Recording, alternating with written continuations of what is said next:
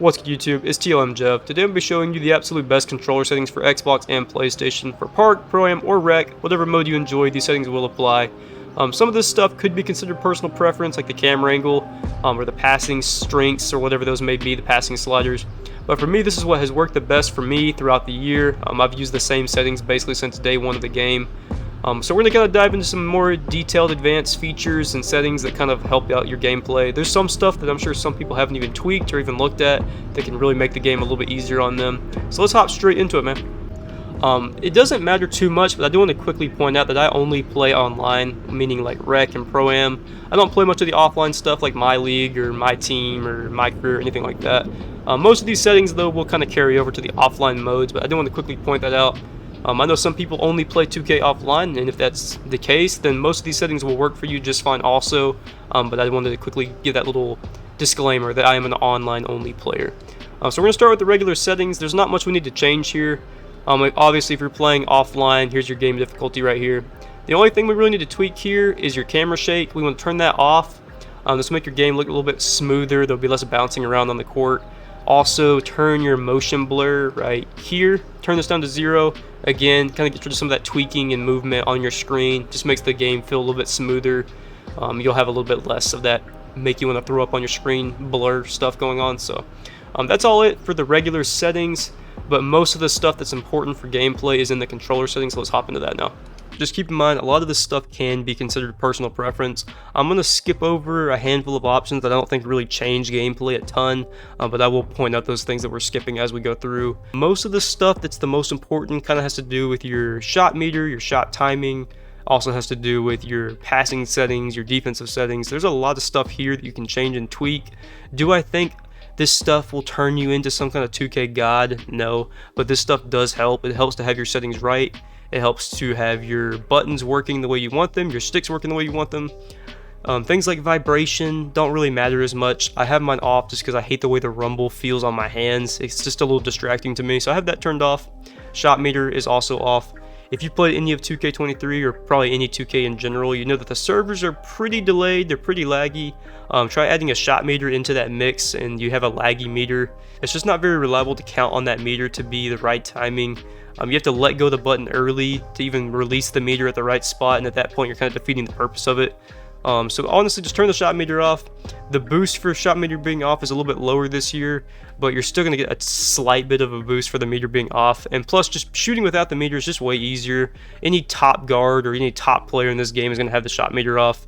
And if all the top best players in the world are using no shot meter, then it's probably a good sign to just turn it off. So that's what most 2K players use, is no meter. Shot timing, do it shots only.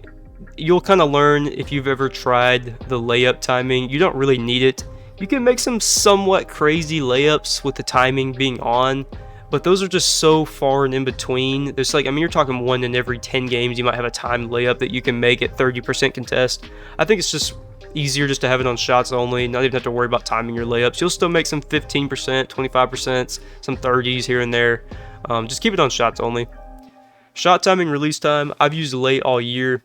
Shooting in this year's game is terrible, just being honest. A lot of the badges don't work. You have ghost contests, you have contests speeding up shots, you have bad catch animations. Passing's probably the worst it's ever been in 2K. I would just recommend using late shot timing. It gives you an extra second or so to just kind of focus on your animation and get that timing down right, especially with the right jump shot. You can use early too. I did kind of experiment with early a little bit earlier into the year. I liked it somewhat, but just whenever you get those really bad animations, your shot timing is just so quick. You don't even have a second to think about it and make sure you're getting your animation right. So I personally would run late. I don't think early is a terrible option either. This is actually the default in most 2Ks. This is actually the first year they've ever given us this option, as far as I know, to change our shot time and release time, which is kind of cool. I think they should definitely keep this in the next 2K, but they've definitely got to fix all this other extracurricular stuff that goes into shooting, because it is just very abysmal. Shooting is very hard this year, especially on next gen. I don't know if current gen's any better, but next gen is just awful. There's a reason that everyone's just making 6'9" and just trying to go quick drop on everyone's head every time. So, but either way, I would go late shot timing. Free throw timing, just go user timing. You can't even use the other option online. So pro stick function, Not super important. Pro stick orientation though, very important. Definitely make sure this is on absolute. It's going to make it where your right stick while you're dribbling always does the same input every time. So let's say the ball's in your right hand and you do left on the right stick, it's always going to be a crossover or vice versa. You've probably already known this. This has been a pretty consistent option in every 2K, but make sure that this is on absolute 1000%.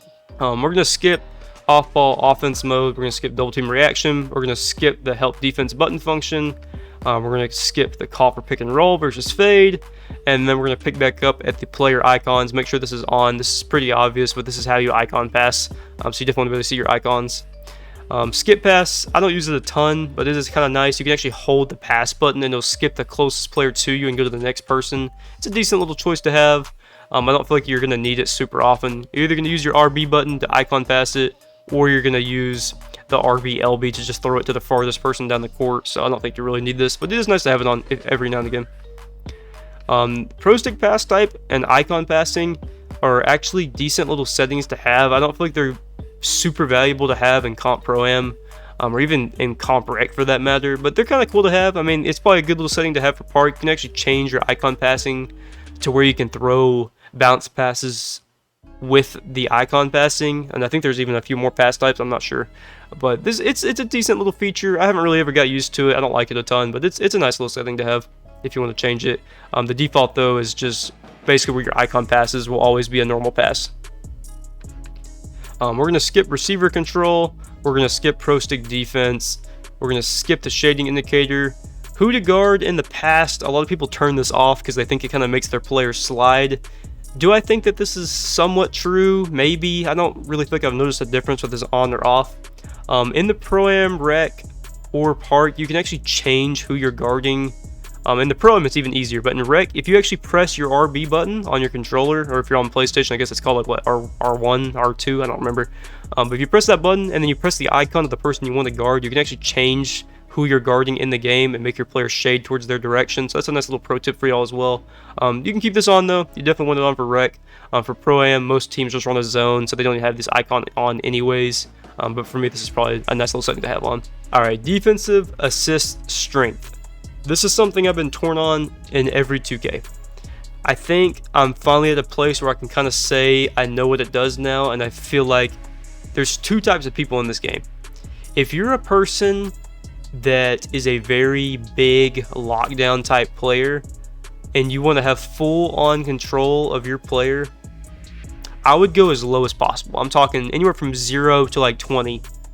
If you're not a great defender and you need a little bit more help with your body up animations and you need a little more assistance from the computer AI controlling your player on defense, turn this up pretty high. I'm talking like probably anywhere from like 70 to 90. I wouldn't go all the way to 100, and I probably wouldn't even go all the way to 0, but probably go somewhere around like 85. I've kind of played with both. On my small guard with no defense, I go basically 0, which might seem counterintuitive because then I have no assist strength, but at the very least, I want to have full control of my player to be in the passing lanes with my low defense as it is. If you've got really high defense, I mean, letting the AI kind of just control your player a little bit isn't a terrible option, but most lockdowns in this game go with like about that 5 to 15 range, and that's what I would recommend. If you're a lockdown, you can go a little bit lower. I think if you have a little bit less defense or you're not a great defender, go a little bit higher. It's totally up to you though, kind of depends on your play style, but for most lockdowns, I would recommend a lower assist strength. Pass target profile, I go custom. I think that the distance and the openness are not super great settings to have on. I go full on directional, so wherever I'm pointing my stick is where my pass is going to go, basically 9 out of 10 times. But most of the time I just icon pass everything anyways. Obviously, if you're running like a 5-out offense, being able to just move your stick in the direction of a pass to the corner of the hash is pretty nice, but there's really no excuse to not be using icon passing basically every time you're passing the ball in this game. It's really easy. You know exactly who your pass is going to go to. You take the chance and RNG out of maybe the pass going to the wrong person with your settings. But even with that being said, I would still go maxed out directional. I'm not even sure if openness works online anymore. I thought that I heard that it doesn't. I'm not sure if that's true though. Openness used to be absolutely broken. You just press A and it would just chunk the ball to whoever was the most open on the court. If that still works, it's decent. but at the highest level of play, it's kind of cheesy. A lot of 2K League players, or like the league, doesn't even allow this option, I don't think. So if you're trying to be the best of the best, why practice one of the settings that's basically a training wheel? So I keep this on 0 and max out the directional. Alright, so I hopped into a micro game to quickly show you all the camera settings that I use. I'm going to let y'all know right now, if you're playing things like Park, or you're playing Rec, or you're just kind of a casual player, you don't really care about the highest level competitive nature of this game, then you can kind of use whatever camera angle you want. But all of my videos are approached in a way where I'm showing you what I consider the best settings for comp 2K.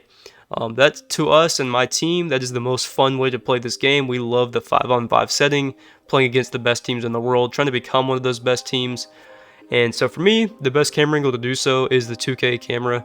I think this is actually the default for 2K. I don't remember, but the zoom and the height I tweaked a pretty noticeable amount. We have the zoom on 1 and we have the height on 10. You can lower the zoom a little bit. As you see, it kind of gets a little bit more even kill with the court. I don't really like anything other than 10. But here's the thing, with this camera angle, you notice that you can see basically the entire dang court. This is so important for point guard. This is so important for pro-am.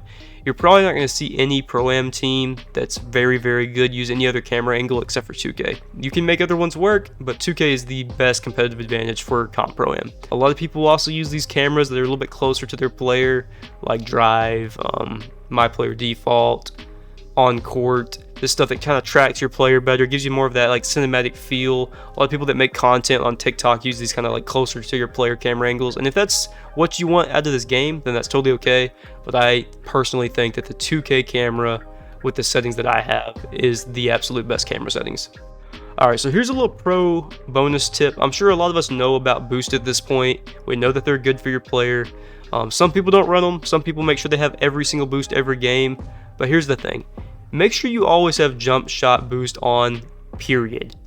Your shooting is way, way better with jump shot boost. I promise you that. Me and my team play a ton of pro-am. We play a ton of rec. Every time we're out of boost, we freaking know it. It is so obvious. It's terrible. The shooting gets way worse. Even our center, like whenever he runs out of block or rebounding boost, he can feel a difference. Same for stamina boost as a point guard. Those stamina boosts are so helpful. If you don't want to be blinking yellow every 4 seconds, get your dang turbo boost. I know they're kind of expensive. I think they're what, 500 a pop. But if you just go to the My Career Arena, you can actually get these for 350 a pop. So just do that instead. Go and stock up on your boost there. Also, if you're playing pro-am, a lot of people just kind of quit out of games to save their boost anyways. And rec, that's kind of not as much of an option. Or if you want experience, obviously you can't just quit out of games to save your boost. But make sure you have boosts that are tied to your role, to your position. Things like the jump shot boost, things like layups and dunks, blocks, ball handling. Whatever fits your position and your role, have boosts that help you out. I know that it's stupid that we have to spend money to get boosts for our players, but if you want to be one of the top players in this game, don't handicap yourself. Give yourself that advantage. Don't play into this game's hands of making your player stink just because you don't have boosts. I know it's stupid. Does 2K deserve all this money to make our player better just by that small margin? No. But I promise you, when you're playing against some of the sweatiest people in this game, whether it's Park, Pro-Am, Rec, you want to give yourself the absolute best chance to win these games. Hope you guys enjoyed the video. If you did, don't forget to leave a like, leave a comment, subscribe to the channel. Also, we're going to have a couple of videos popping up on the end screen here in just a few moments. Feel free to check those out, or check out the 2 playlists down in the description below. We've got some more playlists for Pro-Am content, or for the best builds, or best jump shots, so check those out. Also, I apologize, this video is a little bit longer than what I would have liked, but I'm a bad YouTuber and I'm not good at keeping videos short, so I apologize. But also, thank y'all so much for the 1K subs. It's been such a huge blessing to me and my channel. I appreciate y'all's support. It really means the world to me. Let's continue to grind these numbers out, man. Let's try to shoot for 100 likes on this video. Also, let's shoot for 1,500 subs. That's the new goal. Let's get it, man. Hope you guys have a great rest of your day. It's TLM Jev, and I'm out.